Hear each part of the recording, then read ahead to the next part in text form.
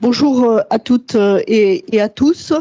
Bienvenue pour cette matinée un petit peu exceptionnelle, puisque nous allons reparler, alors je ne sais plus s'il faut dire l'union des marchés des capitaux ou l'Europe de l'épargne et de l'investissement. Nous déciderons peut-être à la fin de la séance. En tout cas, merci Christian Noyer, merci Monsieur le Gouverneur d'avoir accepté de livrer pour votre second exposé de l'important rapport que vous venez de rédiger à la demande du ministre de l'Économie et des Finances sur cette question de l'union des marchés des capitaux, l'Europe de l'épargne et de l'investissement. Ai-je besoin de vous présenter? Vous avez exercé toutes les fonctions importantes pour pouvoir délivrer sur ce thème, que ce soit à la direction du Trésor, dans un certain nombre de cabinets, à la BRI, à la Banque Centrale Européenne, où nous avons beaucoup travaillé ensemble, à la Banque de France, au moment du Brexit, et maintenant dans cette nouvelle aventure. Une aventure qui, d'une certaine manière, pour moi, a commencé, pour nous, je pense, tous, a commencé il y a un certain temps, et avec l'idée qu'on avait du mal à faire de ce sujet un sujet structurant du débat public. Y compris, il y a 5 ans, on aurait pu penser, avant le début de la précédente mandature, que l'articulation entre financement de la transition européenne nécessaire et l'union des marchés des capitaux devait être une passerelle utile. Et ça a marché qu'à un quart, pas si bien que ça, puisque vous avez eu un nouveau rapport à rédiger. Et cette fois-ci, on a quand même l'impression que quand on dit que cette union, cette nouvelle Europe doit être une des priorités du prochain mandat, il y a peut-être quelque chose qui doit permettre de le concrétiser. En novembre 2023, lorsque l'AEFR organisait avec la Direction générale du Trésor un séminaire sur ce thème, vous étiez présent dans la salle, vous participiez à la discussion. Je pense que peu avaient compris exactement tout ce qui se passait lorsque le ministre des Finances, ensuite le 8 janvier, vous donne ce mandat avec un groupe de travail où 2 membres éminents de l'AEFR étaient partie prenante, Delphine Namarzit, qui interviendra brièvement après vous, et Robert Hoffel, qui préside notre conseil d'orientation debate paper, et qui est excusé ce matin puisqu'il est à la demande du ministre engagé dans une autre manifestation. Voilà, on va vous écouter pour une vingtaine de minutes, et puis vous aurez droit à un jeu classique que vous connaissez, de questions-réponses. Merci, Monsieur le Gouverneur, encore d'être avec nous ce matin. Vous avez la parole. Merci. Merci beaucoup. Merci de votre accueil. Je vais essayer d'aller droit au but pour ne pas perdre trop de temps. Donc, un mot sur la méthode. Nous étions 8 experts, entre guillemets, représentant un peu toutes les sensibilités, les familles du monde financier, un peu français évidemment, puisque c'était un commissionnement par le ministre des Finances français, mais nous avons essayé, puisqu'on a conduit une petite centaine d'auditions et de rencontres, de largement aller sur le terrain d'autres pays et plus généralement de l'ensemble des pays à travers non seulement les institutions européennes qu'on a rencontrées, mais toutes les associations européennes, banques, assurances, gestion d'actifs, et puis un certain nombre d'acteurs et les associations dans certains pays clés comme l'Allemagne, l'Italie et autres. Donc, on est parti d'un constat qui est celui de la Commission européenne, qu'on a revérifié techniquement. Effectivement, l'ordre de grandeur de ce qu'il faudrait investir en plus est probablement proche de 2 000 milliards par an, en chiffres très coupés à la hache, 700 milliards pour la transition énergétique, 100 milliards pour la transition digitale et 100 à 200 milliards pour combler le le sous-investissement qui est un des facteurs de l'insuffisance du potentiel de croissance en Europe.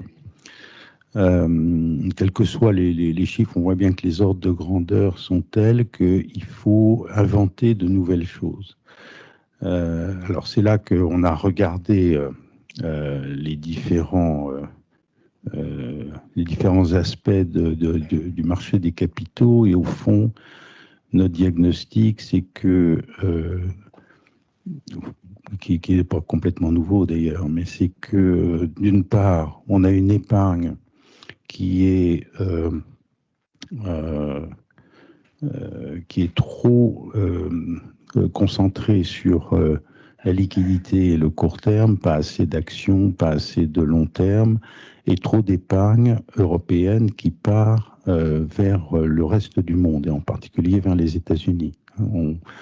En gros, quand on regarde la balance des paiements, je parle de la zone euro, mais c'est un proxy assez bon de l'Union européenne, on a un déficit net de 50 milliards sur le marché actions chaque année.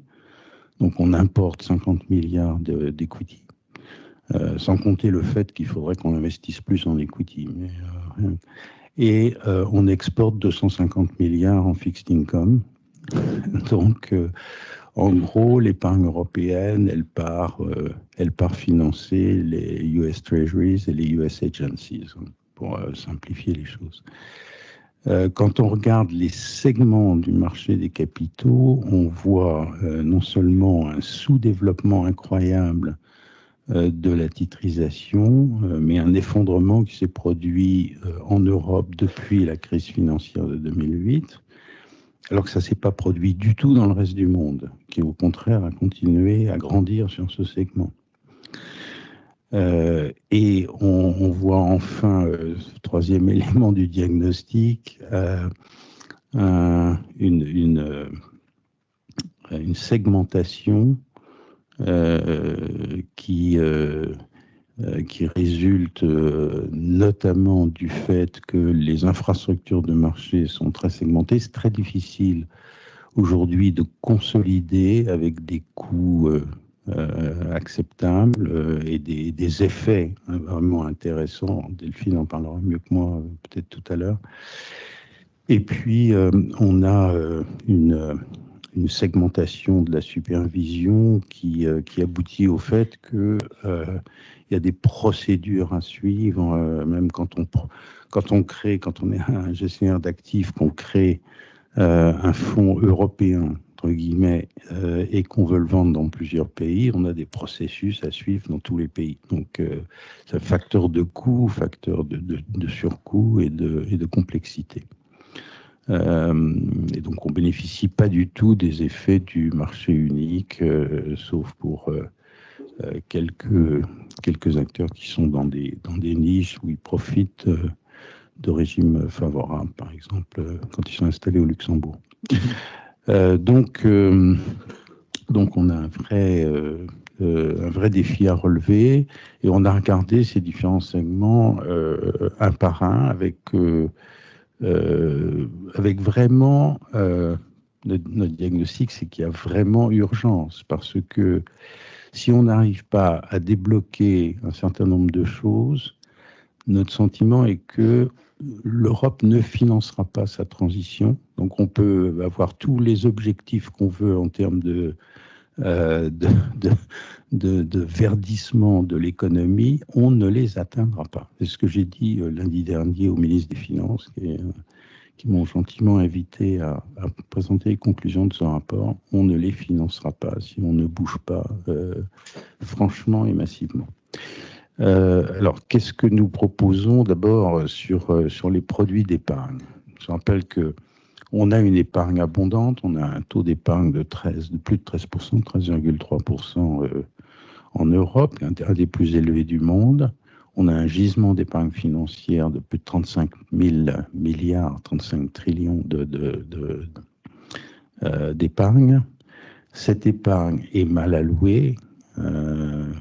Plus d'épargne en titre de dette est beaucoup exportée et pas assez d'actions. Comme je l'ai dit il y a un instant, Ce qui veut dire d'ailleurs que le reste du monde capte une partie de la valeur que nous créons dans les actions européennes en net, et nos épargnants ont un rendement trop faible de leur épargne puisqu'ils vont massivement acheter du fixed income qui rapporte peu. Pourquoi cette situation? Notre sentiment est qu'il y a beaucoup d'offres de produits liquides et garantis en capital, des dépôts, des comptes d'épargne. Les fonds euros de l'assurance vie sont plus compliqués à analyser, mais sont quand même s'ils sont diversifiés, financent bien l'économie européenne, par construction, pas assez investis en actions. Et puis, beaucoup de notre épargne va dans des indices globaux. Il faut savoir que les indices globaux, ils sont, quand on achète un indice mondial, un certain nombre d'épargnants pensent que c'est moitié américain, enfin un tiers américain, un tiers européen, un tiers le reste du monde. C'est pas ça du tout, c'est 2 tiers américains, c'est 10 à 15% européens et le reste du monde. Donc en réalité, quand on achète un indice mondial, on achète un indice très largement américain. Et c'est là que notre épargne part. Que faire? On a analysé la tentative qui a été faite par la Commission européenne, qui a abouti à la création d'un produit qui s'appelle le PEP, qui est un produit d'épargne retraite qui se voulait un produit européen. Ça a été effectivement créé. Mais ça n'a pas marché. Il y en a pas un seul, plutôt il y en a un qui a été ouvert, mais c'est pas très représentatif. Ça n'a pas marché pour 2 raisons. La première, c'est que dans le processus législatif européen, sous prétexte de défendre le consommateur, il y a eu un plafonnement de la rémunération des intermédiaires à un niveau irréaliste, et donc pas de business case, pas de produit. Donc le consommateur, finalement, il a eu rien, sous prétexte d'être bien protégé contre les méchants financiers. Et la seconde raison, c'est que les États membres n'ont pas réservé à ce produit la meilleure fiscalité possible. Donc il y a toujours des produits nationaux qui sont mieux traités que le produit européen. Donc résultat, échec complet. Partant de ce constat, nous nous sommes dit, finalement, on ne va pas essayer de corriger le PEP, passer au Parlement européen, les convaincre que c'était une très mauvaise idée de plafonner la rémunération, que c'est la concurrence qui devrait régler ça, convaincre tous les États que fiscalité est mal adaptée. On est reparti pour des années de lutte difficile. Donc il vaut peut-être mieux simplement convaincre les États de partir des produits qu'ils ont, mais élaborer une série de critères qui devraient être suivis pour avoir un label européen. C'est une idée qui a l'air de séduire assez les ministères des Finances pour l'instant. Donc, on va peut-être pouvoir progresser. La Commission, finalement, qui avait très envie qu'on propose de revitaliser le PEP, parce qu'ils étaient convaincus que c'était une bonne idée. Et sur le fond, c'était une bonne idée. Mais au fond, c'est probablement mieux d'améliorer encore le PER français, pour prendre l'exemple de notre pays, plutôt que d'essayer d'implanter un nouveau produit supplémentaire et de le vendre. Ensuite, on a regardé le segment de marché, la titrisation. J'ai oublié de dire sur le produit d'épargne, notre sentiment est que on pourrait viser, c'est un peu ambitieux, mais peut-être pas tant que ça, on pourrait viser 200 milliards de plus d'épargne financière investie sur le long terme, et en particulier les actions, chaque année. Donc ce sont des ordres de grandeur qui sont quand même, à mettre au regard des besoins que j'ai rappelés tout à l'heure. Sur la titrisation, on peut aller, à mon avis, encore plus loin. Pourquoi relancer la titrisation? Tout simplement parce que le financement de la transition ne viendra pas des budgets publics pour l'essentiel, parce qu'ils ne peuvent pas, et ne viendra pas des bilans bancaires si on ne fait pas de la place dans les bilans des banques, parce que les banques sont à peu près au maximum de ce qu'elles peuvent prêter, compte tenu des règles de capital de Bâle III et la finalisation de Bâle III. Donc la seule façon de trouver des financements supplémentaires, c'est de trouver un moyen d'accélérer la rotation du bilan des banques, de permettre aux banques de monter des crédits, ensuite les titriser, les vendre dans le marché et recommencer. C'est la technique utilisée non seulement aux États-Unis, mais largement dans d'autres zones géographiques, je pense en particulier au Canada, au Japon. Et puis par ailleurs, la titrisation a un autre mérite important, ce qui permet, avec le tranchage, d'allouer le risque aux investisseurs qui sont le mieux à même de le prendre. On peut mettre différentes catégories de risques et trouver des investisseurs qui ont un intérêt dans ces différentes catégories de risques, sachant qu'évidemment, à la catégorie de risque donnée correspond une rémunération qui varie suivant l'importance du risque. C'est un domaine qui, aujourd'hui, trouve un assez large consensus, puisque ça figure à la fois d'une façon générale et théorique dans la déclaration récente de l'Eurogroupe et dans la déclaration récente du Conseil des gouverneurs de la BCE. Donc on voit qu'il y a un vrai momentum là-dessus. Pardon, excusez-moi, j'ai mon micro trop loin. Pourquoi est-ce que ça ne marche pas en Europe? Parce que ça s'est vraiment effondré depuis 2008. Vous avez dans le rapport les chiffres et les évolutions et différentes courbes qui sont très parlants. Parce que nous avons mis en place un cadre beaucoup plus restrictif que les autres parties du monde, en particulier les États-Unis.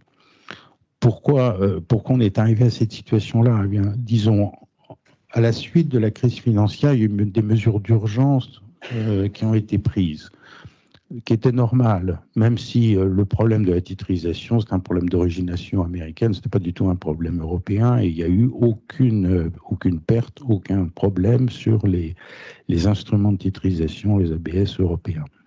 Mais que le monde entier ait décidé de prendre des mesures restrictives, c'est assez normal. Par parenthèse, l'Europe a été les seuls à les appliquer, comme d'habitude. On se précipite pour appliquer, même avant que ce soit finalisé à Bâle ou ailleurs, les mesures mondiales, et puis finalement, personne d'autre ne nous suit. Mais il se trouve qu'en Europe, on a fait ensuite toutes les bonnes réformes. C'est-à-dire que on a proscrit la retitrisation, on a proscrit la titrisation sans rétention, on a créé Data Warehouse à la suite d'une initiative du Conseil des gouverneurs de la BCE en 2010 qui permet d'avoir une transparence et un suivi prêt par prêt de l'ensemble des instruments titrisés. Donc on a un cadre de transparence et de sécurité qui est le meilleur du monde de très loin, qui est formidable.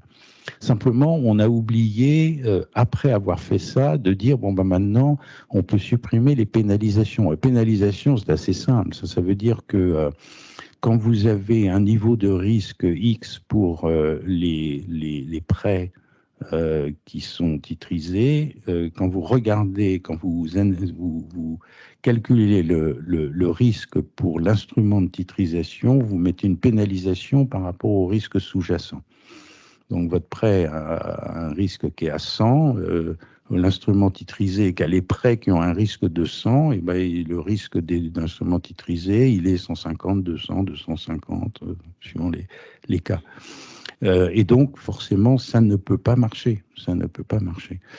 Donc, il faut abolir tout ça, il faut revenir en arrière, ce qui veut dire d'ailleurs, puisque Bâle n'arrive pas à changer les règles, puisque les Européens sont les seuls à les suivre, donc les autres s'en fichent, ils n'ont jamais appliqué, ils ne voient pas pourquoi on changerait le cadre. Donc, il faut faire comme les autres, sortir du cadre de Bâle sur ce point précis, Il faut sortir, il faut corriger de la même façon les règles en matière de liquidité, les HQLA, et il faut faire le même type de réforme en matière d'assurance pour les assureurs vie. C'est pas très compliqué. Mais il faut juste le décider politiquement et passer par-dessus la peur qui malheureusement me semblait encore assez répartie dans un certain nombre d'États membres et sans doute au Parlement européen. Espérons que les choses pourront bouger rapidement. On a une deuxième mesure, une deuxième idée sur laquelle je vais aller rapidement parce que je suis pas très en avance sur le timing, qui est de créer une plateforme européenne, en gros un Freddie Mac ou un Fannie Mae européen. Alors, je sais que ça fait souvent assez peur en Europe. Notre sentiment est que c'est vraiment indispensable pour de créer cette sorte de plateforme d'émission et de garantie, parce que c'est un facteur d'efficacité et de liquidité du marché. C'est un des moyens de faire très rapidement de la place dans les bilans bancaires. Notre idée est qu'il faut utiliser, comme ailleurs, les prêts résidentiels qui sont plus homogènes, qui sont peu risqués. C'est quelque chose qui existe non seulement aux États-Unis, mais qui existe au Canada. On sait que le Canada est une des zones les plus sûres au monde dans le domaine financier. Ça existe au Japon également, donc c'est pas un truc purement américain et dangereux. Par parenthèse, d'ailleurs, il y a eu un problème de liquidité sur les plateformes américaines au moment de la crise financière, d'où la garantie formelle qui a été donnée par le gouvernement américain pendant quelques années, mais ça n'a pas coûté un centime au Trésor américain, ça leur a rapporté des milliards. Parce qu'ils ont touché une commission sur la garantie, ils n'ont jamais eu un sinistre sur le fond. Donc la liquidité est revenue, le Trésor n'a jamais déboursé $1 et il a gagné beaucoup d'argent là-dessus. Notre idée est que ça devrait être créé idéalement par l'Union européenne. Si ça n'est pas possible, si c'est trop compliqué, ça pourrait être créé par quelques États membres volontaires. Je pense qu'il y en a qui le seraient.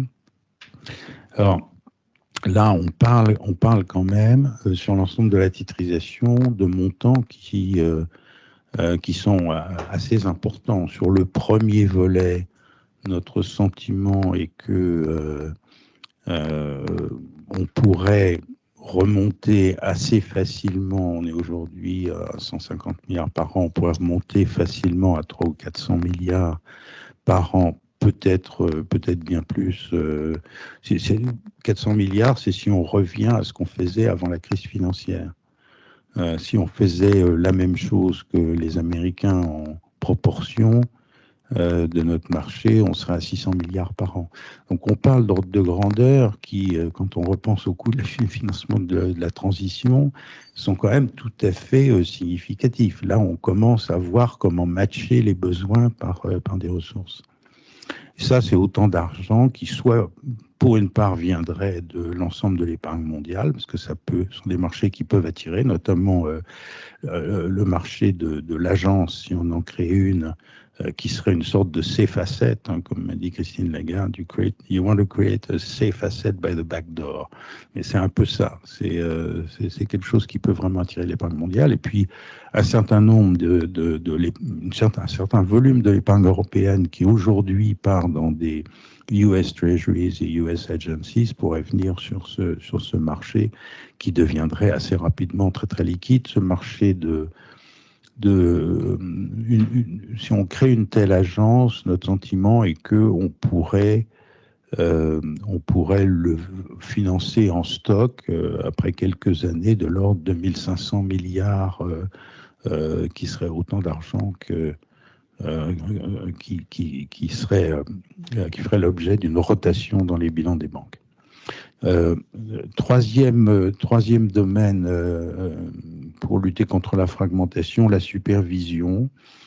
Notre sentiment est que La fragmentation de la supervision est un des facteurs fondamentaux de la fragmentation du marché. Ça comporte des risques en termes de stabilité financière. Quand on pense que, par exemple, certains segments de marché, certains indices clés pour le marché de l'euro sont supervisés par une autorité régionale en Allemagne, alors que quand on a le même contrat à Londres, il est supervisé par l'ESMA, co-supervisé par l'ESMA et les autorités britanniques. Franchement, je trouve que c'est pas très rassurant. Et par ailleurs, ça comporte des coûts de conformité très importants, comme je le disais tout à l'heure, pour les gestionnaires d'actifs qui doivent se livrer à des tas de procédures dans des tas de pays, même pour des fonds qui sont en principe commercialisables dans l'ensemble de l'Union européenne. Pour avancer, notre idée est qu'il faut d'abord réformer la gouvernance de l'ESMA, qui est sur un modèle très ancien. En gros, le collège des superviseurs décide de tout. Il faut créer un directoire qui soit agile, comme on l'a fait sur l'AMLA récemment, par exemple. Il faut arrêter de penser en termes de centralisation de la supervision uniquement. Il faut créer un système européen de supervision des services, des marchés financiers avec progressivement des collèges, des JST, etc. Il y a un cas qui nous paraît évident d'une assez grande centralisation de la supervision, qui est celui des infrastructures transfrontières et systémiques, chambres de compensation et dépositaires centraux, ainsi que les opérateurs de plateformes de négociation les plus importants. Pour les gestionnaires d'actifs, notre sentiment est que, premièrement, il faut reconnaître la notion de groupe qui n'existe pas aujourd'hui. Vous êtes une entreprise comme Amundi, vous avez une filiale au Luxembourg, c'est une société luxembourgeoise, il n'y a pas d'idée de groupe. Et donc, dans chaque pays, il y a une filiale qui est supervisée localement. Et quand vous créez un produit dans un des pays, que vous le commercialisez dans les autres, même s'il répond parfaitement aux critères européens, UCITS ou autres, il faut que vous alliez passer l'examen de passage dans l'ensemble des pays où vous voulez le commercialiser. Et donc là, il y a des progrès considérables en termes de coûts et d'efficacité qui pourraient être faits. L'autre domaine de fragmentation qu'on a regardé est celui des infrastructures, où là, quand on fait la comparaison avec les marchés, les autres grands marchés, notamment les États-Unis, c'est assez sidérant, puisque par exemple, en matière de règlement livraison, il y a un seul système de règlement livraison aux États-Unis pour l'ensemble des marchés, et il y en a 28 en Europe. Tout ça aboutit à des coûts de transaction qui sont trop élevés. Donc notre idée, c'est d'abord qu'il faudrait favoriser la consolidation. Pour favoriser la consolidation, il faudrait commencer par harmoniser le droit des titres. Et ça, c'est un chantier que la Commission européenne devrait prendre en main très vite. Et encourager la consolidation éventuellement grâce à l'opt-in, qui est une proposition que nous faisons, créer une espèce de 28e régime avec la possibilité d'opter pour une supervision intégrée, avec évidemment des avantages à la clé en termes de simplification. Et puis, l'autre idée que nous avons, c'est d'encourager la BCE d'abord à regarder ce qu'elle pourrait faire pour développer les fonctionnalités qui sont attachées à Target 2 Securities, qui pourraient aller un peu plus loin, sans doute, dans les services rendus en termes de règlement livraison. Aujourd'hui, une très belle infrastructure qui permet de faire du règlement livraison en monnaie banque centrale, mais qui n'est pas utilisé cross-border, très très peu utilisé cross-border. C'est essentiellement une fonctionnalité utilisée par chaque système de règlement livraison dans chaque pays pour ses propres besoins. Donc il y a probablement plus des couches supplémentaires qui pourraient être mises pour permettre plus d'interopérabilité.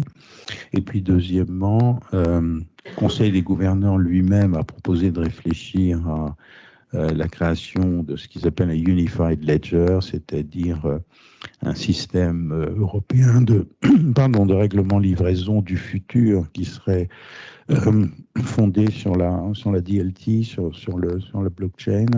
Et ça nous paraît être une piste encourageante pour passer dans quelques années à un système qui serait non seulement unifié, mais qui permettrait du règlement livraison en temps réel. Voilà, je m'arrête là. J'étais peut-être un peu long, je vous prie de m'en excuser. Un grand merci. C'était votre deuxième présentation à Paris de ce rapport, mais on est toujours très instruit en vous écoutant et on comprend qu'avec un mandat bien défini, vous avez produit un rapport. D'abord, j'aurais dû le dire en introduction, félicitations pour ce rapport, parce que c'est très agréable à lire, c'est extrêmement documenté, et donc ça permet sans doute de faire avancer les thèses que vous essayez les hypothèses et les propositions que vous mettez sur la table. Alors, vous êtes très nombreux, on comprend pourquoi, et j'ai déjà plein de questions, vous vous en doutez, mais si l'un d'entre vous ou l'une d'entre vous souhaite ouvrir le bal, vous êtes les bienvenus. Alors, je vais en prendre deux, et puis ensuite, on prendra une autre série. Merci de votre présentation, Monsieur le Gouverneur. Concernant le crowdfunding, quelle est votre opinion à ce sujet?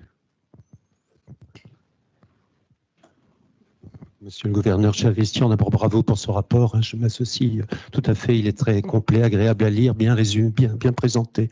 En tant qu'ancien régulateur, je sais aussi qu'il est très conflictuel. Toutes les pistes qui sont dedans, d'où mes différentes questions, remarques. Quel est l'avis des autorités politiques françaises ou européennes ou nationales sur pas mal de sujets? Par exemple, quand tu arrives avec une plateforme, avec une garantie publique associée dans le contexte des finances publiques européennes, est-ce que c'est réaliste?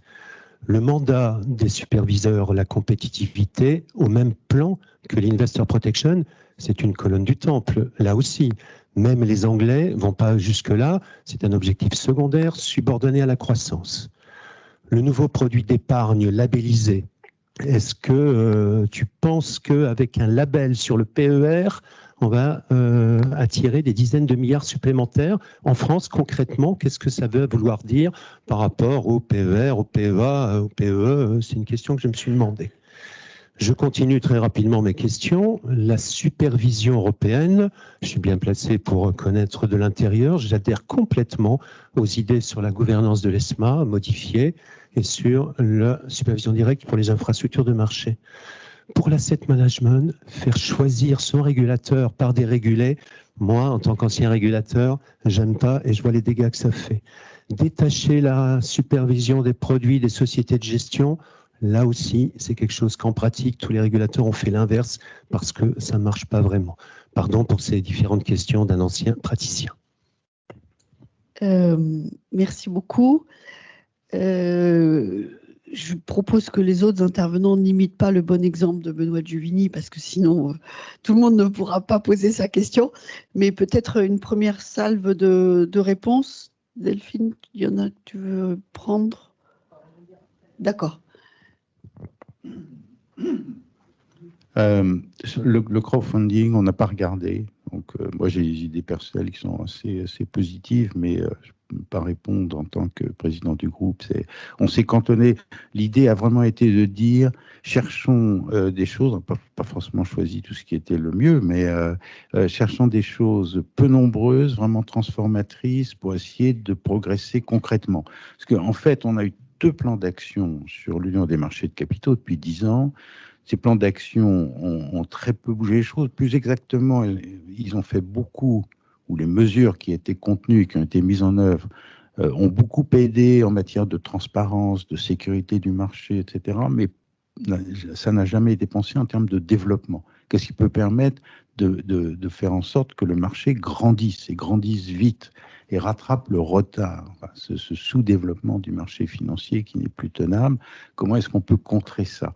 Et les seules mesures de stabilité financière, la même chose, ne suffisent pas à faire grandir le marché. Donc on a cherché des choses de faire bouger. Si on avait cherché 10 mesures, on aurait peut-être sans doute posé la question du crowdfunding, mais on ne l'a pas fait. Rapport conflictuel, quel est l'avis des autorités politiques sur les différents points que tu as élaborés, que tu as évoqués? Sur la plateforme, effectivement, c'est plus difficile, la plateforme, enfin, tous les points, il y a toujours des réticences. La plateforme, les Allemands, par exemple, craignent beaucoup la garantie publique. Alors, nous, on a pris des tas de précautions pour dire il faut que ce soit formaté de telle façon que les actifs qui vont, avant même d'être garantis, soient des actifs AAA. Et ça, on peut parfaitement y arriver, soit par des mécanismes de garantie nationale, soit par des mécanismes de tranchage. Donc vous faites du tranchage, vous avez la meilleure tranche qui est la plus importante en volume de prêts immobiliers, elle va être très facilement en Europe AAA. Donc ensuite, quand l'agence publique va donner sa garantie, elle va structurer ça et elle va donner sa garantie à la tranche qui est déjà AAA, le risque porté est un risque quasi nul. Alors, statistiquement, il est nul. Ou quasi nul. Et donc, comme elle va lever une toute petite commission, en réalité, c'est un mécanisme qui est gagnant. Ce n'est pas du tout du transfert financier. Alors ça, c'est quelque chose qui est compliqué à comprendre pour un certain nombre d'autorités qui ont du mal, qui se disent en Europe, qui se disent oui, mais il y a quand même un risque de finances publiques. Est-ce que c'est compatible? Est-ce que ce sera accepté que le risque indirect ou 2 fois indirect que porte l'Allemagne soit accepté par la Cour constitutionnelle? Enfin bref. Vous connaissez ce genre de rhétorique, donc c'est vrai qu'on a une petite accroche. En même temps, les gens se rendent compte que ce qu'on leur propose, c'est un risque qui, même aux États-Unis, s'est avéré être nul, a fortiori en Europe, va être plus que nul. Mais bien sûr, c'est un point qui est compliqué politiquement. Mandat compétitivité, oui, alors là, on s'est peut-être mal exprimé, mais on veut faire juste ce que les Anglais ont fait, pas plus. Donc c'est en effet un objectif secondaire, mais c'est important. D'ailleurs, cet objectif de compétitivité secondaire devrait exister d'abord dans les mandats de tous les régulateurs. Et deuxièmement, à mon avis, il devrait être pris en compte systématiquement dans l'étude d'impact de toute nouvelle législation européenne. Donc ça, c'est peut-être encore plus important que le dire au niveau des régulateurs. Mais je vais prendre un exemple qui intéresse la titrisation. Un des obstacles à la titrisation que je n'ai pas mentionné, c'est qu'il y a un formulaire de déclaration ESMA qui est d'une complexité effroyable et qui n'apporte rien, qui rend les choses extrêmement difficiles et coûteuses. Vous avez un autre formulaire qui est parfaitement accepté par le marché, qui a été créé par la BCE, donc tout le monde fait les deux formulaires. Celui de la BCE est beaucoup plus simple, beaucoup plus opératoire pour les participants de marché, il suffit largement. Donc nous, ce qu'on dit, c'est il faudrait que l'ESMA simplement abolisse son truc et dise, moi, je demande la même chose que la BCE. Le formulaire de la BCE, si vous me l'envoyez, ça me convient. Ça, c'est une économie de coûts et d'efforts considérables, sans aucun risque pour la stabilité financière. C'est ça, c'est typiquement de la bureaucratie inutile et dangereuse qu'il faut supprimer. C'est ça que ça veut dire, la compétitivité, pour moi. produits d'épargne labellisés,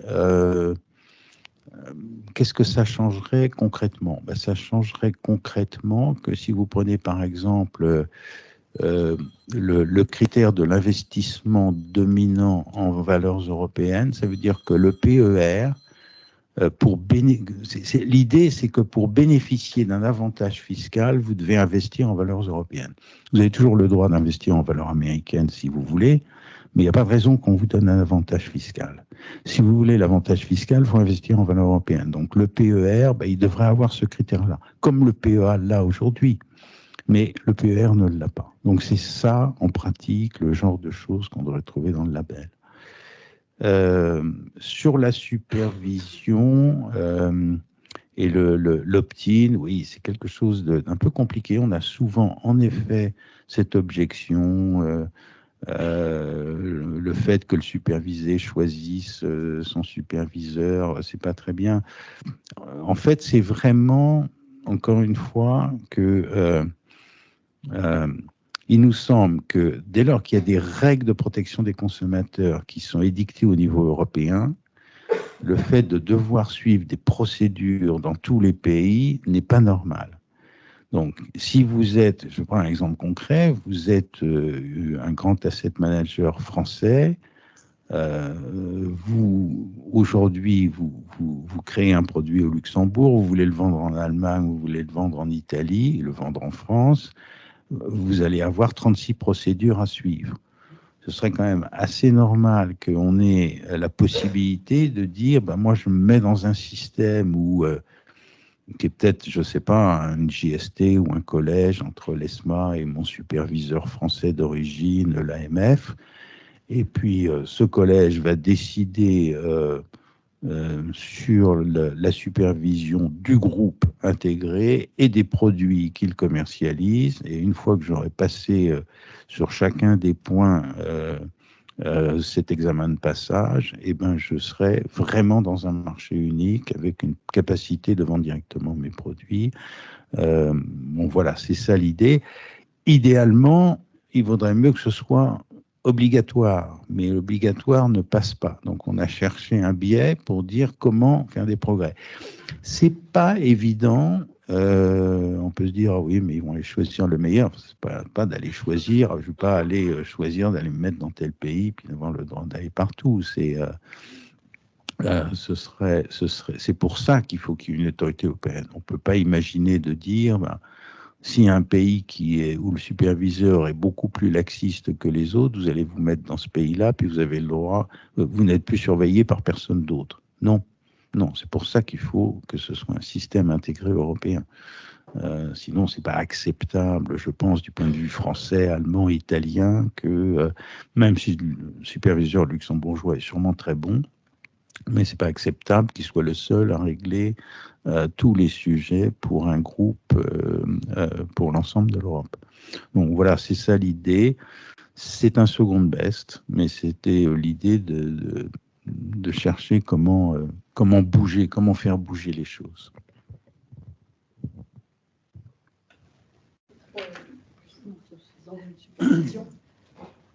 Ça marche ? Oui, merci. Non, pardon, je réagis un petit, aux mêmes questions, alors dans le même sens que Christian, avec peut-être un petit peu d'insider info sur les débats qu'on a pu avoir et ce qu'on a entendu des parties prenantes. Donc, toutes les objections de Benoît sont parfaitement valables, existent. Le seul sujet, c'est qu'elle crée une situation dans laquelle les acteurs européens qui partent du terrain existant, finalement, sont plus contraints que les acteurs qui arrivent de l'extérieur, qui peuvent de facto choisir leur lieu d'implantation principal et qui ne se privent pas de le faire, et puis ceux qui bénéficient, qui partent de zéro et qui peuvent partir aussi des plateformes digitales qui permettent d'utiliser à plein finalement la distribution uniformisée, là aussi en choisissant leur point. C'est pas d'ailleurs, je veux dire, ils ont bien raison et on ferait pareil. Et donc, la question, c'est, malgré ces objections, qu'est-ce qu'on peut faire, comme on peut trouver comme équilibre, pour permettre aux acteurs européens de bénéficier et de faire bénéficier leurs clients des synergies complètes. Ce que nous n'arrivons pas complètement à faire. Alors, on le fait au maximum, et Euronext, c'est un exemple que vous connaissez, avec une seule technologie, un bassin de liquidité unique, on le dit fort, et c'est pas complètement exact. Parfois, quand j'explique ce qu'on fait, c'est notre métier, c'est de prendre la complexité européenne et essayer de la rendre la plus indolore pour nos clients. Mais ça fait beaucoup d'efforts pour nous et ça fait pas la simplicité maximale non plus pour nos clients et pas une vraie complète unification. Donc c'est ça qui était recherché. Et dans le rapport, si vous regardez, on part vraiment de cette logique qui est finalement, qu'est-ce que ça veut dire ne pas pouvoir être traité comme un groupe? Il y avait 2 exemples, les infrastructures de marché qui ont des licences locales. Et pas de collège, pas de vrai collège, en réalité, pas de collège défini qui serait entre guillemets un peu supranational, et les asset managers. Et de fait, dans les objections que fait Benoît, ça veut dire que les parties prenantes locales doivent avoir des contreparties, doivent être capables de participer réellement. Et les collèges, pour ça, c'est une expérience qui est un peu mitigée, mais toutes les expériences sont mitigées. L'autre expérience mitigée qui nous a été opposée, c'est le SSM, conçu pour nous, comme ça, vu de loin, comme quelque chose qui serait un progrès avec des JST, etc., et perçu, je veux dire, par le monde bancaire comme, je ne sais pas s'il faut prendre le terme de repoussoir, mais enfin, il y a les limites de ça. Donc ça, c'est quand même quelque chose sur lequel, alors, pour ça, Christian est un excellent passeur, parce qu'il a de la crédibilité double face, si j'ose dire. Il peut peut-être passer des messages que les acteurs régulés n'arrivent pas, enfin, ou ne sont pas les mieux placés pour passer. Donc c'est vraiment cette démarche-là qui est de dire, ça veut dire quoi aussi traiter comme un groupe? Il y a la question des produits, mais il y a aussi la question de la régulation des acteurs. Un exemple très simple, lorsqu'on n'est pas traité comme un groupe, ça veut dire que la sous-traitance entre nos différentes maisons n'est pas considérée comme plus simple que si c'était une sous-traitante extérieure. Pas du tout. C'est exactement pareil, et donc on a le même formalisme. Alors même qu'on est dans le terrain européen. Donc c'est peut-être juste ça, ce sera un effort. Alors pour Euronext, on a fait tout ce qu'on pouvait avec nos amis régulateurs ensemble, avec un memorandum of understanding, pour rendre ça de facto quasi comme si. Mais quasi comme si, de facto, etc., c'est toujours soumis au danger qu'un jour, quelqu'un trouve que ce consensus ne marche plus. Enfin, voilà, opérer, si je prends une référence que certains connaissent, opérer une plateforme commune de négociation comme si on était au Club de Paris, c'est-à-dire avec un consensus de comportement qui peut se traduire ensuite dans le droit national, c'est pas non plus si simple que ça. Donc voilà pourquoi on voulait progresser. 2 remarques très rapides sur le produit européen. Je pense que le label, c'est une bonne chose pour changer le discours, parce qu'on a une commission et des États membres qui ont tendance à mettre en commun au niveau européen que des questions de distribution et de protection du consommateur, faute de terrain autre à traiter que ce qui leur est donné à faire, c'est-à-dire des règles. Donc on parle que de règles, on parle jamais du fond. Et là, pour la première fois, on parle d'un mix d'épargne et d'annotation. Donc c'est déjà ça. C'est sûr que c'est pas incroyablement ambitieux. Si j'ose dire, je fais un petit coup de pied de l'âne, ça veut dire aussi que si le ministre a mis ce sujet en avant, ben ça veut dire que de facto, on va être contraint à avoir ce débat nationalement aussi. Et là, bon, ça sera intéressant. Donc moi, j'avais un agenda qui était de dire, est-ce qu'on peut se remobiliser pour le PEA? Donc là, avant-hier, le PEA-PME a eu une petite amélioration, une simplification de critères d'éligibilité au Parlement, donc c'est super. Voilà. Donc je pense que ça, c'est quelque chose sur lequel on peut faire mieux pour la distribution du PEA en France et pour la mobilisation autour de ce produit. Le PER a du vent dans les voiles. Là aussi, on s'y intéresse. La question du prorata d'action européenne est intéressant, en tout cas comme objectif clair des avantages.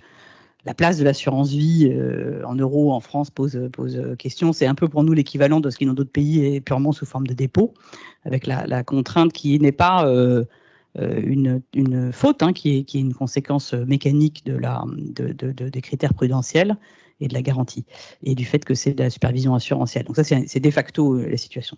Et pour finir juste très vite, et après je ne parlerai plus, l'autre élément que je voulais mettre en avant, c'était intéressant dans la discussion aussi avec les différentes personnes auditionnées, on est arrivé à la conclusion que pour la consolidation, vraiment le post-marché était un nœud gordien. Pourquoi? Parce qu'on parle souvent dans le grand public de fusionner les bourses, mais quand on dit bourse, on ne sait pas très bien ce qu'on met là-dedans. Si on ne fusionne que les plateformes de négociation, et qu'en réalité, pour accéder aux titres, on reste dans une fragmentation, on n'a pas été au bout. Et c'est pour ça que c'était intéressant de se poser sur cette question. Alors les solutions qui sont proposées, elles sont à la fois ultra ambitieuses, si ça va jusqu'à faire de T2S le grand CSD européen, ce qui sera, je l'accorderai à Benoît, extrêmement conflictuel probablement. Mais disons que ça manquait pas de destination, on va dire. En tout cas, ce que je peux vous indiquer, c'est que Euronext aujourd'hui, depuis qu'on a procéder à l'unification de sur l'ensemble de nos marchés de la compensation et qu'on passe par Euronext Securities pour les titres, on représente effectivement maintenant 2/3 du mécanisme cross-border de T2S, ce qui veut dire qu'il n'y a personne d'autre, pour résumer effectivement ce que tu décrivais, c'est-à-dire le reste, c'est uniquement du domestique qui fait un aller-retour, et le cross-border est encore assez peu utilisé, mais on voit qu'avec des initiatives de ce type-là, on peut le faire progresser assez rapidement. Merci beaucoup, Delphina Marzit. Christian Noyer, vous voyez que le rapport est bien représenté dans les agents actifs de la gouvernance de l'AEFR avec la présence de Delphine. Alors, j'ai 2 questions là, j'en ai une là. Je vais prendre une femme à chaque fois, donc ça va être monsieur et madame. Puis après, enfin, et s'il vous plaît, pas 15 questions. Oui, merci. Je vois qu'ici, il y a beaucoup de publics professionnels qui sont donc les acteurs. Mais moi, je vais parler d'un autre acteur, c'est l'acteur essentiel, c'est le ménage, celui à qui on demande de sortir ses sous de son gousset. Et lui, qu'est-ce qu'il attend? Il attend à la fois de la liquidité, du rendement et de la sécurité. Donc, votre plateforme que vous évoquez, est-ce que ce n'est pas au niveau européen une sorte de fonds souverain qui pourrait prendre le relais, par exemple, d'une épargne qui pourrait s'investir? Ça pourrait être une forme de livret européen, comme on a le livret A. Mais dans ces cas-là, moi, je veux du rendement. Et je veux d'autant plus de rendement qu'il y a quand même, on dit que l'inflation a été vaincue. Oui, enfin, et l'inflation alimentaire qui était toujours à 20%, le ménage qui va dans le supermarché, eh ben, c'est pas si évident que ça pour lui. Donc, je veux à la fois du rendement. Est-ce qu'il n'y a pas un lien aussi avec la politique monétaire? C'est bien beau, là, on est sorti d'une période de politique monétaire accommodante, on en a vu les limites. Et si je veux sortir mon argent, je voudrais bien aussi pouvoir m'acheter un appartement à un prix qui ne monte pas à un niveau extrême si les taux sont bas. Donc j'ai vu un article de Patrick Artus dernièrement qui disait il y a à la fois un objectif de stabilité monétaire, mais il faudrait peut-être aussi un objectif de stabilité financière, c'est-à-dire financière, actifs financiers et actifs réels. Alors, est-ce que la politique monétaire, ça ne devrait pas être aussi, plutôt qu'une opposition entre taux élevés et taux bas, avec, bon, évidemment, les inconvénients que l'on connaît, un taux optimal qui permette de maintenir cette stabilité financière. Et puis également, il y a, si on admettait un espèce de fonds souverain européen, est-ce qu'on ne pourrait pas regrouper tout ça et offrir à l'investisseur ménage toutes les possibilités, que ce soit une unification des bourses, que ce soit une unification des bourses de valeur, des bourses des matières premières. Le céréalier, il a besoin de vendre par exemple à terme, mais il a besoin de se couvrir aussi si sa récolte n'est pas bonne. Et puis donc, moi, en résumé, ce que j'attends, c'est du rendement et qui couvre mon risque d'inflation et mon risque immobilier. Avec un niveau d'ambition élevé. Alors, moi, de mon côté, une question sur la titrisation qui va alléger le bilan des banques.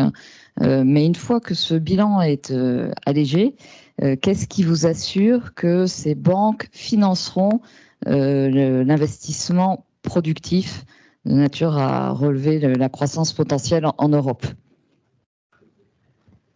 Monsieur le gouverneur, est-ce qu'on peut en prendre encore 2? Merci beaucoup, monsieur le gouverneur, pour votre présentation. Il y a vraiment au début quelque chose qui m'a beaucoup plu. C'est un constat qui est très pragmatique, à savoir que pour que les gens investissent, il faut qu'on leur vende les produits. Ça, c'est ce qui est dit. La Commission européenne, depuis longtemps, a essayé d'attraper ça à travers donc, tout ce qui est l'UMC et la Retail Investment Strategy. Et on constate que les textes qui sont actuellement en discussion complexifie de manière phénoménale le conseil qui sera donné aux clients. Donc maintenant, il va être de plus en plus difficile de fournir des conseils en faisant infiniment plus de paperasserie. Les informations qu'on donne aux clients sur les instruments financiers vont être encore alourdies, et c'est un peu comme sur les paquets de cigarettes. Maintenant, c'est pas fumer tue, mais investir dans ce produit va vous coûter de l'argent. Faites attention, votre conseiller a des conflits, ainsi de suite. Méfiez-vous de lui. Enfin, c'est vraiment le message qui est donné aux clients et qu'il est relativement peu vendeur. Et une promotion de tous les produits soi-disant moins coûteux, qui sont les produits indiciels. Donc, vous avez parfaitement souligné les risques. C'est-à-dire, ça ne va pas dans les petites entreprises. C'est souvent des fonds où l'argent va aller en dehors de l'Europe. Donc, ça, ce sont les textes actuels qu'on voit.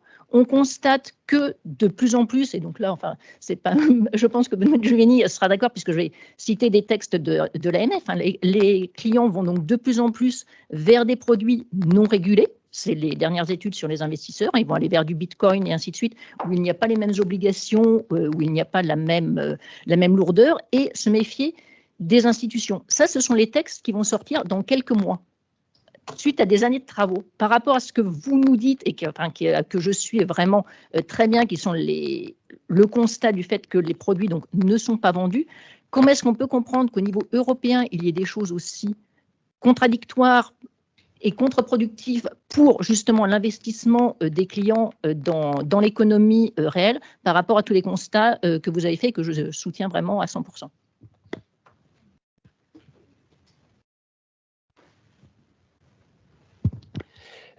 Oui, merci beaucoup pour votre excellente présentation.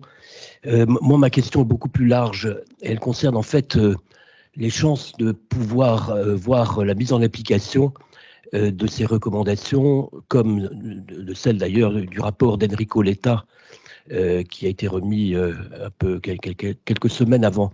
Et ma question est double. Premièrement, on a le sentiment qu'à la remise du rapport Letta, une fois de plus, certes, le soutien existe dans quelques grands pays, vous avez parlé de l'Allemagne, de l'Italie, mais on a toujours ce mur des petits pays européens qui considèrent que toute avancée sur ce sujet réduit leur capacité d'initiative et met en cause leur souveraineté. Avez-vous rencontré des représentants de ces pays et qu'en pensez-vous sur le plan de l'acceptabilité des recommandations qui vont être faites? Et la deuxième question qui va avec, je pense que l'argument de la réorientation de l'épargne européenne vers le financement de l'économie européenne est absolument central, y compris, j'imagine, par rapport aux nouvelles autorités qui vont être élues après les élections européennes. Comment porter cet argument au niveau politique et n'a-t-on pas besoin d'un soutien beaucoup plus fort et beaucoup plus marqué du monde des entreprises sur ce sujet et des responsables d'entreprises? Est-ce que de ce point de vue-là, vous avez également pu consulter les représentants des entreprises, des organisations professionnelles d'entreprises qui doivent, à mon avis, jouer un rôle clé dans le futur sur ce sujet?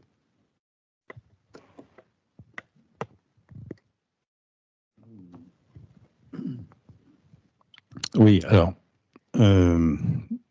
sur le point de vue des ménages, qui est effectivement essentiel, effectivement, ça c'est quelque chose qu'on a très vite identifié dans le groupe. Certains de nos membres étaient très, très, très sensibles. Les ménages voudraient avoir à la fois de la liquidité, du rendement, de la sécurité. Le problème, c'est que c'est pas possible. C'est pas possible, ou alors c'est biaisé. Mais il faut bien arriver à faire comprendre aux ménages que soit on veut de la liquidité, et pour une fraction de l'épargne, c'est assez logique, c'est l'épargne de précaution, mais le rendement est forcément faible, parce que ça ne peut pas rapporter plus, ou ça ne devrait pas rapporter plus. On a une vision en France qui est un peu déformée, puisque avec des produits d'épargne réglementés, on n'est pas exactement aligné sur les taux de marché. Mais le livret A, quand la BCE met son taux court à 0, le livret A devrait rapporter 0. Ce serait ça la logique. Et dans les autres pays, c'est effectivement ce qui se passe. Ce qui veut dire d'ailleurs que vous avez un groupe de pression qui existe dans un certain nombre de pays pour que les taux de la Banque centrale ne soient pas à 0. Parce que sinon, l'épargne liquide à court terme rapporte 0. Donc vous avez des gens qui disent qu'il faut que les taux de la Banque centrale soient plus élevés de façon structurelle. Et ça, c'est excellent parce que vous avez un équilibre qui se crée dans l'opinion entre les besoins des emprunteurs à des taux le plus faibles possible et les besoins des déposants d'avoir les taux les plus élevés possibles. Et donc ça facilite le travail de la Banque centrale qui dit je vais les mettre au bon niveau compte tenu de l'état de l'économie. Et tout le monde le subira ou en profitera. Du concurrence. Alors c'est vrai qu'on a eu, je ne vais pas rentrer sur le domaine de la politique monétaire, j'ai des tas d'idées là-dessus, sur ce qu'on a suivi. On est passé par une phase complètement anormale qui a été celle de risque de déflation, en tout cas d'inflation très très faible, qui ont amené dans l'ensemble du monde d'ailleurs à des taux fixés par la politique monétaire des grandes banques centrales à un niveau très bas. Il s'en est suivi effectivement une poussée sur les prix des actifs avec toutes les conséquences que vous avez évoquées. C'est un sujet qu'on n'a pas regardé. Mais le message qu'on veut vraiment passer sur le produit d'épargne, c'est si les épargnants veulent avoir plus de rendement, il faut qu'ils acceptent que sur une fraction de leur épargne, ils aillent sur des produits long terme. À long terme, ils auront plus de rendement et d'une façon sûre, parce qu'on sait que statistiquement, quand on reste par exemple sur un produit d'épargne retraite pendant des décennies, on a forcément un rendement qui est très supérieur à celui qu'on aurait en gardant de l'épargne à court terme sur des produits réglementés ou pas réglementés. Et donc, il y a un arbitrage à faire, et c'est ça, c'est l'éducation qu'il faut faire. Je dois dire que en écoutant d'abord j'ai la question sur la titrisation. Qu'est-ce qui nous assure que les banques financeront? Alors ça, c'est une discussion qu'on a eue dans le groupe. Est-ce qu'il faut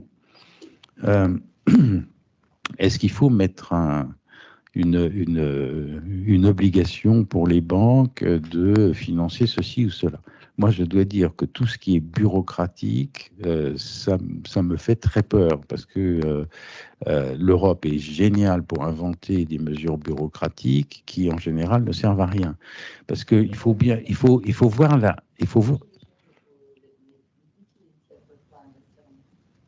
Non, elles ne peuvent pas investir en equity. Non, mais est-ce qu'elles vont, si elles sortent de leur bilan un certain volume, par exemple, de crédit immobilier, est-ce qu'elles vont effectivement aller financer la transition, financer les entreprises ou les infrastructures énergétiques ou des choses comme ça? Pour moi, elles vont le faire forcément parce que c'est leur business model. Leur business model, c'est de gagner de l'argent en faisant le plus possible d'opérations. Donc, si elles ont intérêt à faire tourner leur bilan, si elles peuvent aller financer les infrastructures des marchés et ensuite revendre ces crédits avec un profit dans la titrisation privée ou une fraction de ces produits, réinvestir encore, elles vont le faire parce que c'est leur raison d'être et qu'elles ont envie de gagner de l'argent, elles n'ont pas envie de dormir. Elles ont envie de faire tourner, regardez les banques américaines, elles font tourner leur bilan et elles réinvestissent. Ensuite, il faut simplement que l'activité de crédit tout court soit rentable. Mais ça, c'est pas très, très compliqué à faire. Alors, on s'est dit quand même, compte tenu du contexte européen, les gens aiment bien avoir des critères. Il faut peut-être, pour avoir accès à l'agence, par exemple, avoir un engagement, mais qui soit aussi léger que possible, aussi simple que possible en termes de reporting. Et on a pensé à ce que la BCE ou l'Eurosystème avait demandé pour l'accès au TLTRO, où en gros, elle a demandé de montrer que 1 an après, 2 ans après l'accès au TLTRO, le volume de crédit avait augmenté de X. Ça, c'est des choses qui sont très simples. C'est un reporting très simple, c'est pas bureaucratique, et ça permettrait de répondre aux besoins politiques, de montrer qu'on fait pas un cadeau aux banques. Mais pour moi, même ça n'a pas un énorme intérêt. Mais en tout cas, ça, c'est facile à faire. Mais il faut surtout pas entrer dans un système bureaucratique, parce que qui dit bureaucratie dit ce sera pas utilisé, et donc ça ne marchera pas. Sur la vente des produits et la complexité des reporting. Ça, je veux dire, en vous écoutant, je me suis dit, j'ai un petit regret qu'on n'ait pas trouvé le moyen d'aborder cette question, parce que je l'avais bien présente en tête. Je trouve qu'on vit dans un monde de fous, où effectivement, vous pouvez aller acheter un bitcoin, qui est quand même un truc qui repose sur rien, c'est du vent. Sans aucune procédure, vous allez directement sur une plateforme, sur votre téléphone, et tout ça marche très bien. Par contre, si vous voulez acheter une SICAV action sur un indice européen ou français, alors on va vous demander de remplir des tas de trucs, on va vous dire, êtes-vous vraiment sûr que vous voulez investir dans un truc qui est hyper dangereux, qui peut exploser, qui vous explose à la figure, non, vous insistez, vous voulez vraiment investir dans ce truc, vous prenez des... Non mais on vit chez les fous, c'est vrai, on vit chez les fous. Et ça, c'est si j'étais pas conscient que ça risquait d'être encore aggravé, moi j'aurais déjà fichu en l'air une bonne partie de ce dispositif avec vraiment beaucoup de conviction. Donc ça, c'est un sujet qu'il faut vraiment qu'on regarde. Ça, je suis complètement convaincu. Sur les chances de la mise en application, la réaction des petits pays, oui, on sait qu'il y a des réactions de petits pays qui sont très frileuses. Alors, on a deux types de réponses. La première, c'est que si les grands pays sont prêts à avancer, nous on dit s'il y a des choses qu'on ne peut pas faire au niveau européen tout de suite, ben faisons-le par accord entre quelques grands pays. Et je peux vous garantir que si la France, l'Allemagne, l'Italie, l'Espagne, les Pays-Bas disent on crée une agence, vous allez voir que les autres vont quand même hésiter à rester en dehors. Et que la Commission pourra dire, moi, si vous êtes d'accord, je fais une proposition d'agence Union européenne. Si les grands pays disent nous, on est prêt à créer un label commun entre 5 ou 6 pays, que ceux qui nous aiment nous suivent. Là aussi, les autres auront tendance à suivre. Alors, pour ce qui est du domaine réglementaire ou supervision, c'est plus compliqué, en effet.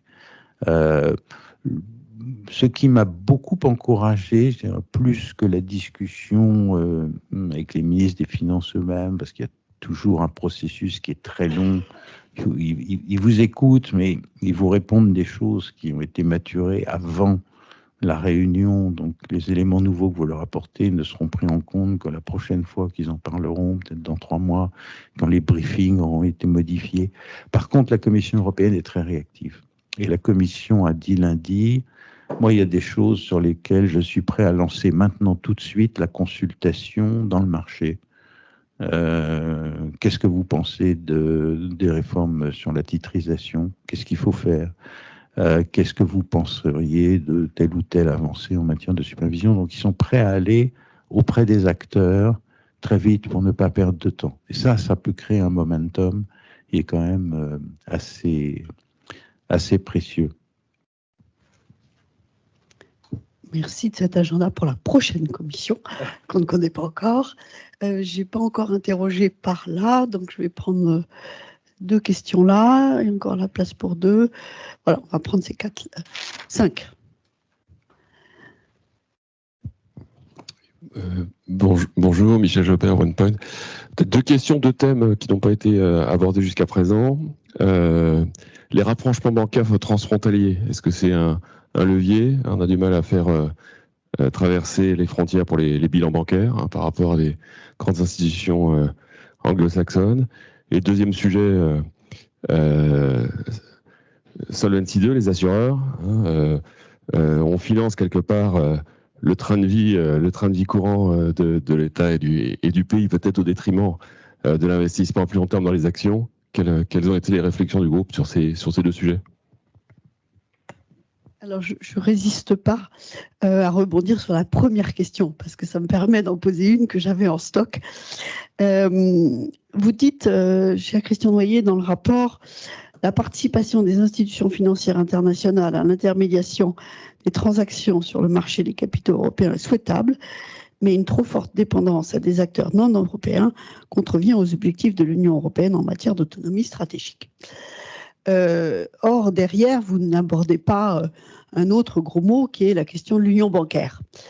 Et le président de la République, avant-hier, je crois, on peut dire, a mis les pieds dans le plat de ce débat Donc, est-ce qu'il va y avoir un autre groupe de travail pour réfléchir à ce sujet qui n'avait pas été traité par la présidence française en passant, ou est-ce qu'il faut abandonner ce chantier, l'aborder d'une autre manière? Voilà, ma contribution à votre question. Merci d'avoir posé. Monsieur derrière. Merci. Moi, je me permets de revenir sur l'actualité des places boursières européennes et de l'économie réelle. Les places européennes se sont prises une paire de claques. La première claque vient de Francfort, c'est-à-dire le délisting de Linde sur le NYSE.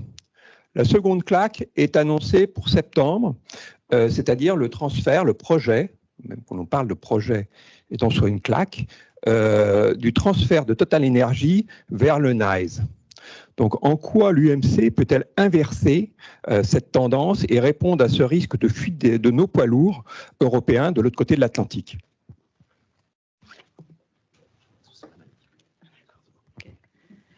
Oui, bonjour. Bonjour, Laurence Caron-Habib de BNP Paribas Asset Management.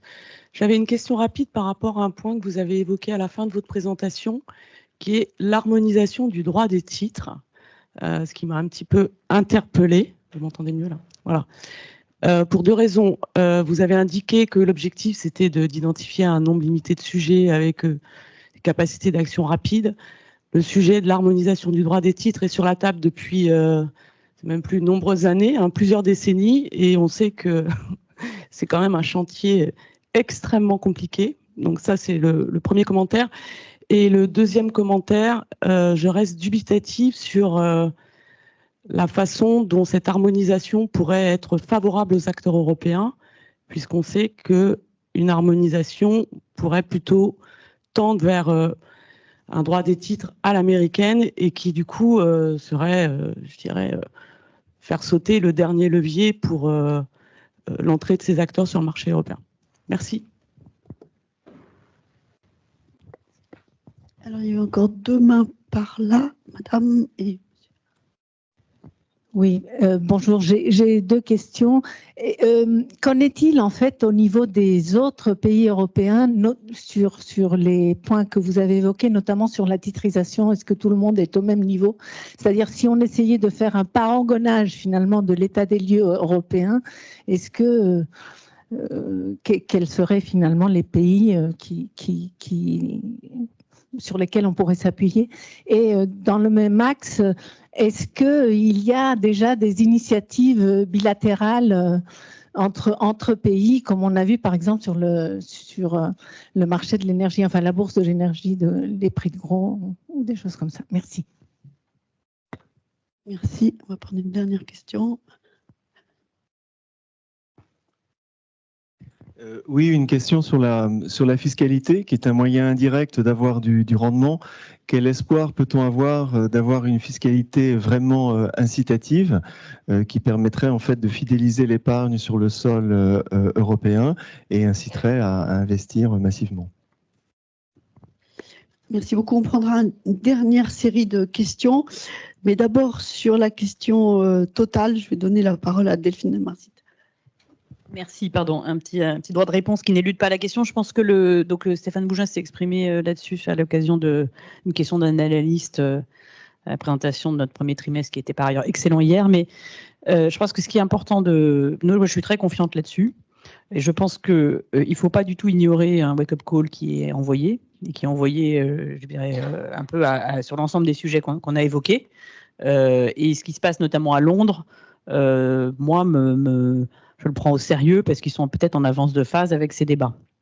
Néanmoins, il faut aussi revenir sur les termes précis du débat. C'est une revue qui est provoquée principalement par une interrogation sur des questions de valorisation qui sont toujours très multifactorielles. Et la question qui est posée, c'est notamment le mix de Total à plus d'énergie renouvelable qu'une pétrolière lambda au plan international. Et je pense qu'ils ont l'impression qu'ils ne sont pas forcément tellement récompensés pour ça vis-à-vis des parties prenantes européennes. Je vous laisse juge, et qu'en revanche, ça peut les désavantager dans la perception de valorisation du quick and dirty qui semble être privilégié. En termes de liquidité, 93%, aujourd'hui la liquidité de Total a lieu sur les marchés européens, sur sur le titre l'action pure et le reste marginalement sur leurs ADR. Ils ont un sujet sur leurs ADR, mais dans les actionnaires américains, évidemment, massivement, ils ont accès à Euronext Paris et ils s'y trouvent très bien. Et la vélocité du titre, qui est représentative de la liquidité, qui est de 1,9, est supérieure à celle de leurs pairs américains aux US. Donc il n'y a pas de sujet de liquidité. Il y a des sujets de liquidité qu'on a en Europe, notamment sur les small et mid cap, ce qui va assez loin. Donc c'est des sujets qu'il faut qu'on traite, notamment avec les propositions qui sont faites ici. Sur les très large cap, il n'y a pas de sujet. Et donc vraiment, Total n'a pas d'enjeu de liquidité. Il y a un enjeu de valorisation qui est multiple. Alors, il y a des solutions techniques sur les ADR qui commencent à être explorées. Mais je pense que c'est important d'expliquer l'ensemble du débat. Il y a aussi des messages qui sont passés. Je pense que c'est important qu'on les entende au niveau de la bourse avec sa contribution sur la liquidité et au niveau plus général des parties prenantes.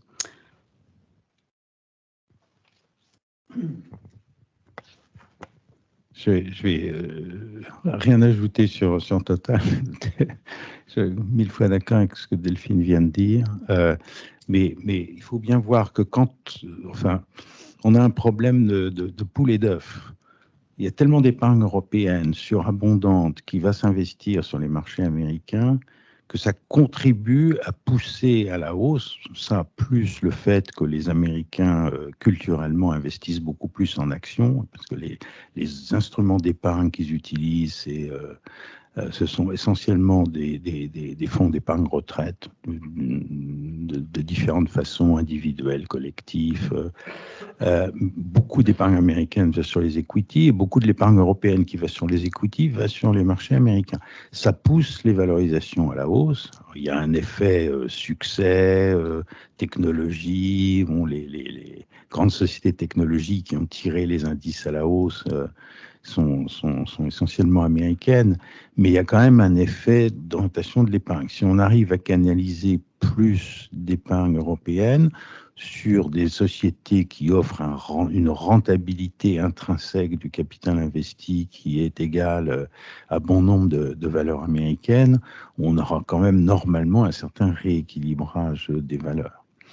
Et effectivement, sortant du cas de Total, si les banques, c'est un peu particulier parce que c'est lié aux contraintes particulières qui ont été créées par l'Europe sur ces acteurs. Mais si vous prenez des grandes banques européennes, prenez BNP Paribas, si elle était régulée par les Américains et cotée à New York, compte tenu au lieu d'avoir une décote importante du cours du titre par rapport à l'actif net par action, elle aurait une survalorisation compte tenu des perspectives de croissance et donc l'actionnaire aurait gagné 30 ou 40% de plus sur sa valeur BNP Paribas. Donc quand vous êtes Total, vous n'avez pas de problème de régulateur, etc. Donc pas de problème de transfert de siège social. Vous pouvez vous dire, ah ouais, mais si ma valeur est 30% plus haute, c'est peut-être quand même sympa pour mes actionnaires. Et par ailleurs, plus je fais d'efforts, ça c'est ce que disait Delphine, plus je fais d'efforts pour verdir et pour être dans la transition et pour investir de plus en plus sur la transition, plus je me fais attraper par l'ensemble de la communauté et traiter comme moins que rien. Aux États-Unis, ils vont me reprocher de faire trop de verre, mais enfin au moins ils investiront. Et puis le dernier facteur, c'est le déséquilibre que j'ai indiqué. Nos sociétés sont de plus en plus détenues par des gestionnaires de fonds qui sont américains, dits internationaux. Donc c'est très joli de dire il faut faire ci, il faut faire ça.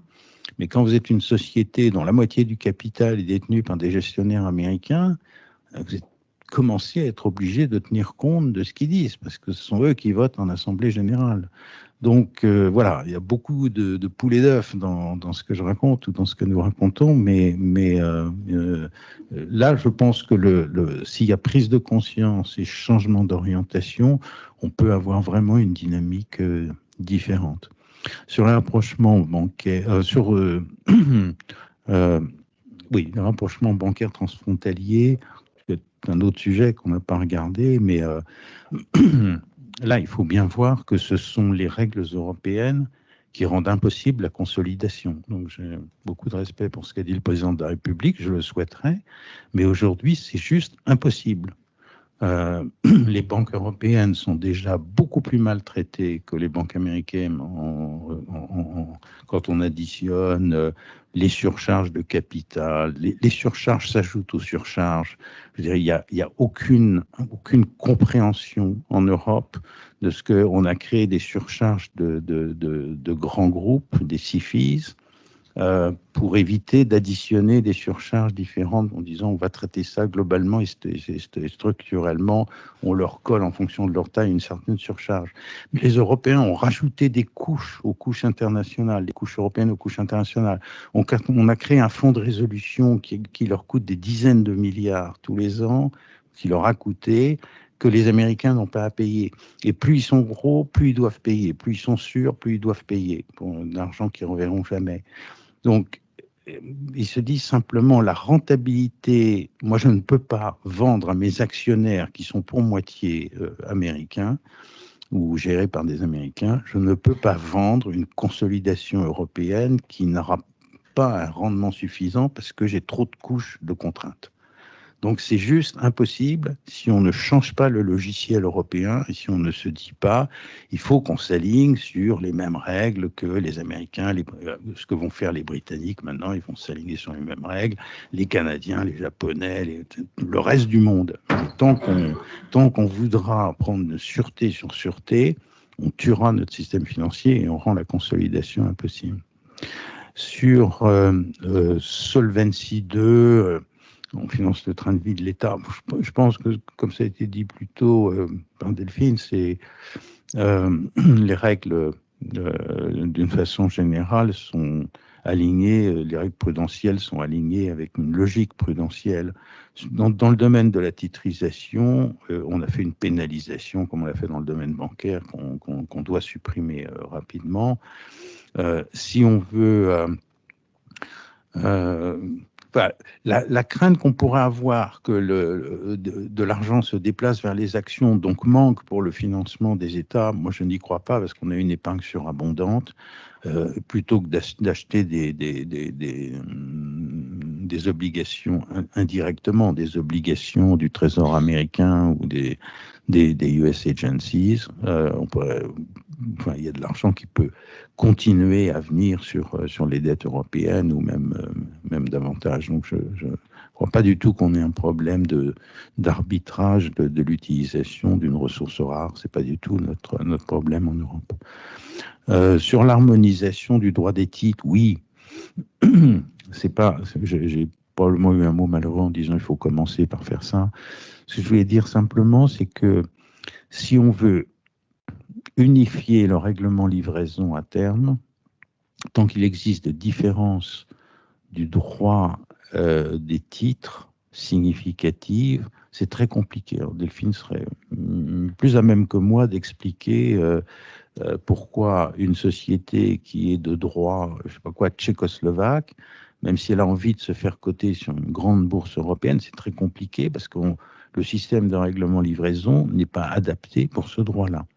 C'est vrai qu'on a un risque d'avoir un droit des titres qui soit un peu plus anglo-saxon que ça n'est le cas aujourd'hui. C'est un risque réel, mais ça peut être le prix de l'unification. Si on ne fait pas ça, à moins d'imaginer que ma société tchèque se transforme en société européenne, puis transfère son siège, par exemple, à Paris ou à Amsterdam, puis ensuite, ayant le droit des titres français ou néerlandais, puisse aller se faire coter chez Euronext et ensuite donc bénéficier d'un règlement livraison plus simple, plus gros que celui de son propre pays. Mais c'est quand même tout un processus qui est assez long. Mais je reconnais que c'est un peu compliqué. Sur la titrisation, quels pays sont favorables? Je veux dire que la titrisation est un domaine où moi j'ai senti pas mal de soutien. Dès lors que on sent même du côté des banques centrales, la BCE, les grandes banques centrales, du côté des ministres des Finances, certainement du côté de la Commission européenne, une grande ouverture au changement des règles prudentielles. Moi, je suis assez confiant que ça peut bouger. On a un très fort soutien en Italie, en Espagne, je crois. Et dans les pays du Nord, il y a une bonne compréhension de cela. Donc, moi, je suis plutôt optimiste. Sur la fiscalité,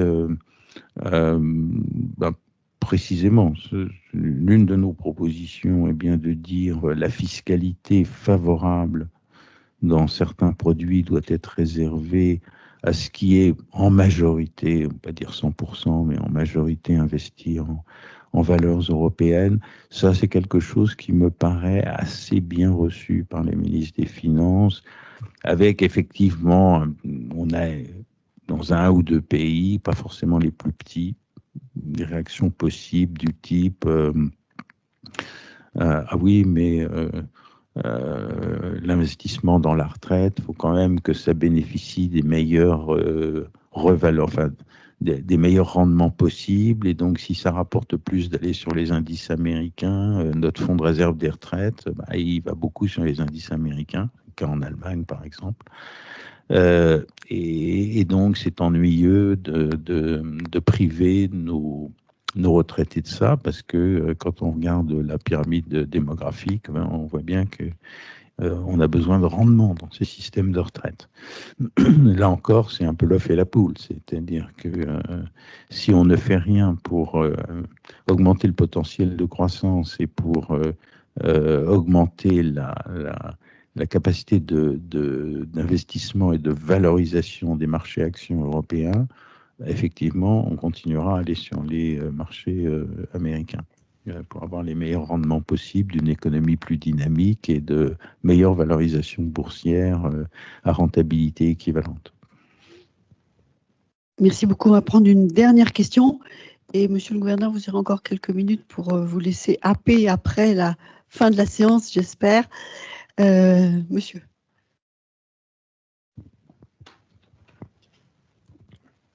Bonjour, monsieur le gouverneur.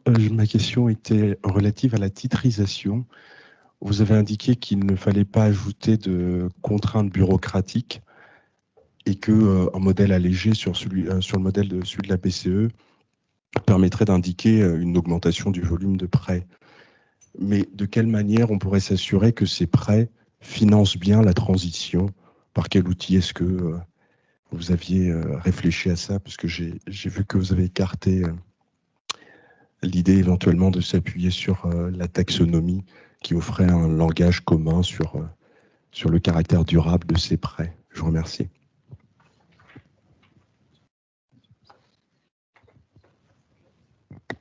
Je suis désolée, il y a encore beaucoup de mains levées, mais je vous inviterai à poser vos questions au gouverneur après. Je vais profiter d'avoir le micro pour vous en poser deux. La première, sur la gouvernance d'ESMA. Vous faites référence à l'échec partiel de la réforme des ESA et vous renvoyez au modèle SRB et AMLA. AMLA, on ne sait pas encore si ça va fonctionner, et SRB, ça fonctionne peut-être sur le papier, mais ça ne délivre pas forcément les résultats attendus en termes de circulation des outils. Et j'ai eu l'impression à vous lire, mais est-ce que j'ai bien lu, que le modèle que vous proposez pour la gouvernance de l'ESMA ressemble un petit peu à ce qu'on avait essayé de faire dans la proposition de la Commission avec le soutien du Parlement européen sur la réforme de la gouvernance de l'ESMA au moment de la proposition réforme des ESA. Et ma dernière question, le président de la République, d'une certaine manière, vous a donné 12 mois pour réussir et a proposé que si jamais, au bout de ces 12 mois, on n'y arrivait pas, on regarde ce qui se passe dans le fonctionnement des autorités de la concurrence. Et Benoît Cœuré, dans la foulée, a produit une tribune dans laquelle il propose effectivement d'aller vers un système de compétences communes avec une mise en œuvre de manière décentralisée. Est-ce que vous pensez que c'est aussi une manière de rebondir pour mettre enfin en œuvre cette Europe de l'épargne et de l'investissement. Alors, d'abord sur la titrisation et le réemploi des marges de manœuvre dégagées par les banques, oui, ça peut être, même si c'est un objectif en termes de finances durables, bon, c'est très général, peut-être que ça peut marcher. Moi, je veux dire, je sais comment les banques raisonnent, et en fait, elles vont aller là où sont les besoins. Elles ont de toute façon toutes des objectifs de verdissement de leur crédit. Leur problème, c'est de trouver des projets. Ça, c'est pas très facile, trouver des projets à financer de financement durable. Bon, ça va peut-être se développer avec le nucléaire, mais sur les projets d'éolien et de solaire, il n'y en a pas tant que ça. Et donc, c'est compliqué de trouver des projets à financer. Et deuxièmement, ensuite, ce sont des projets qui comportent toujours une certaine dose de risque, et c'est du financement à long terme. Donc, pour une banque, c'est compliqué d'avoir des volumes trop importants. Si derrière, si elles peuvent, se faire de la place en renvoyant certains volumes de crédit vers l'agence. Ensuite, elles vont monter des financements, s'il y a des projets, des financements qui seront un peu à long terme et risqués, puis elles vont en titriser une partie, et ensuite elles vont recommencer. Donc c'est une dynamique qui va se faire toute seule. Bon, on peut imaginer un reporting pour dire c'est bien ça qu'on fait, mais ça va se faire tout seul. L'inconvénient du reporting, c'est que vous allez dire, ah oui, mais si je fais des crédits aux entreprises, alors il va falloir que je démontre que le crédit que je fais à Total est bien fléché vers le financement d'un parc d'éoliennes. Parce que Total va me dire, écoutez, vous me cassez les pieds, moi j'ai un bilan global, voilà ce que je fais globalement, vous me financez ou vous ne me financez pas. De toute façon, l'exploration-production, elle s'autofinance. Personne n'a besoin de crédit pour financer ça. C'est hyper rentable en ce moment. Donc on est sûr que quand on fait un crédit à une société comme Shell, enfin une société pétrolière, pétro-gazière européenne comme Shell ou Total, forcément ça va vers les énergies nouvelles. Forcément. Ça ne peut pas être autrement. Mais ça les embête de vous démontrer parce qu'ils n'ont pas envie de faire du fléchage bureaucratique. Donc si vous obligez à un fléchage bureaucratique, déjà, vous allez supprimer la possibilité de financer les parcs d'éoliennes investis par Total ou par Shell. Bon, faut le savoir. Et donc, plus on met de contraintes bureaucratiques, plus ça va être compliqué, alors qu'en réalité, pour moi, ça va se faire automatiquement. Donc, il faut que ça reste vraiment assez général. La gouvernance de l'ESMA, oui, vous avez complètement raison. En réalité, le SRB, le SSM, ça marche pas si bien que ça. La gouvernance n'est pas parfaite. Là aussi, on a quand même un poids trop important du collège général des superviseurs. D'abord, il n'y a que 4 membres fédéraux pour tous les fédérés. Et puis, vous avez là-dedans, dans ce collège des superviseurs, des gens qui ne comprennent pas forcément le business model des grandes banques, un peu compliqué. Donc, si on avait un directoire avec des gens qui comprennent vraiment comment fonctionne une grande banque française, une grande banque espagnole, une grande banque italienne, une grande banque allemande, une grande banque néerlandaise, on aurait, ensuite, il pourrait être des superviseurs très rigoureux, mais on aurait des gens qui réagiraient beaucoup mieux. Quand vous avez besoin d'avoir la majorité avec des tas de superviseurs de petits pays qui n'ont aucune idée de la façon dont fonctionne une banque de marché ou une banque de financement et d'investissement, forcément, vous avez des attitudes qui sont prises, qui sont ultra précautionneuses, surtout qu'on n'ait jamais d'histoire. Si ce business ne se développe pas, on s'en fiche, on ne comprend pas comment il fonctionne. Et ils ne voient pas l'apport que ça pourrait avoir pour eux en termes de financement de leurs propres économies, emmener des sociétés, des pays d'Europe centrale sur le marché obligataire européen. C'est un truc qu'ils n'arrivent pas à comprendre parce qu'ils parlent de rien. Donc c'est très difficile. Et donc c'est pour ça qu'on se dit au fond le modèle de la réforme qui était qui avait fait l'objet de ce consensus Commission et Parlement, et qui a été plus ou moins mise en œuvre pour l'AMLA. Alors, on va voir comment ça fonctionne, mais ça nous paraît quand même intellectuellement le meilleur modèle. Ouais, c'est tout à fait vrai. Et puis, est-ce que j'ai oublié quelque chose? Je ne sais plus. Le calendrier proposé par le président de la République et le rebond de Benoît Cœuré sur le parallèle avec les autorités de la concurrence. Oui, ça c'est plutôt au ministre des Finances de transformer l'essai plus qu'à nous.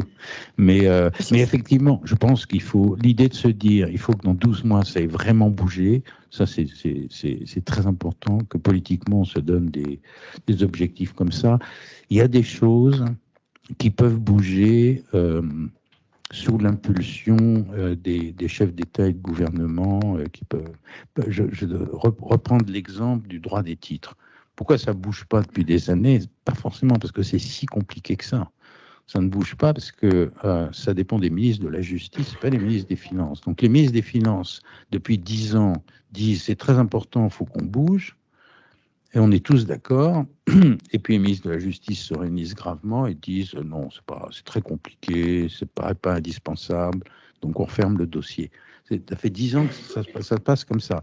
Si un jour, quelques chefs d'État, notamment le chancelier, le président de la République française, le Premier ministre italien, disent écoutez, il y en a marre, dans 12 mois, on veut des résultats sur l'unification du droit des titres, et sinon vous êtes tous virés.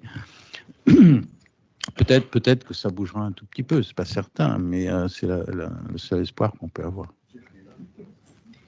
Et sur l'idée de regarder ce qui se passe dans les autorités de la concurrence? Oui, j'ai pas d'idée a priori, mais oui, c'est peut-être une bonne façon de faire, hein, tout à fait.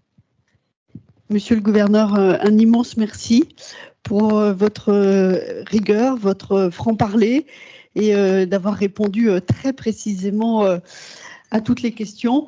Bon courage, effectivement, non pas pour la mise en œuvre, mais pour la propagation des idées ici et ailleurs en Europe. Je rappelle les prochains rendez-vous auxquels l'AEFR vous invite. Une conférence le 27 mai sur le numéro de la revue d'économie financière sur les inflations. J'en profite pour vous inviter tous à vous abonner à la revue d'économie financière, puisque vous avez le plaisir, et je crois que vous goûtez les événements organisés par l'AEFR. Sachez que, comme tout think tank, nous avons besoin de ressources, et un des moyens de nous soutenir, c'est aussi de vous abonner à la revue d'économie financière. Le 29 mai, nous aurons un séminaire sur les cryptoactifs, comment renforcer l'efficacité de la réglementation. Le 4 juin, un séminaire qui rebondit un petit peu sur des problématiques que vous avez évoquées, monsieur le gouverneur, puisque c'est un séminaire à partir d'un debate paper très important que nous venons de publier sur les big tech dans la finance. L'Union européenne doit réagir. Le 5 juin, nous aurons un séminaire sur l'intelligence artificielle, un game changer pour la supervision financière. Et puis le 6 juin, nous aurons notre conférence annuelle sur cette année, le modèle mutualiste, une réponse aux défis de la finance européenne. J'imagine qu'on reparlera de votre rapport, monsieur le gouverneur. Le 7 juin, une matinale sur les mini-crédits et les paiements fractionnés. Et enfin, le 18 juin, notre rendez-vous biannuel de la régulation. Je vous souhaite une bonne matinée. Je vous remercie beaucoup. Encore un grand bravo, monsieur le gouverneur, au nom de l'AEFR et de l'ensemble des participants.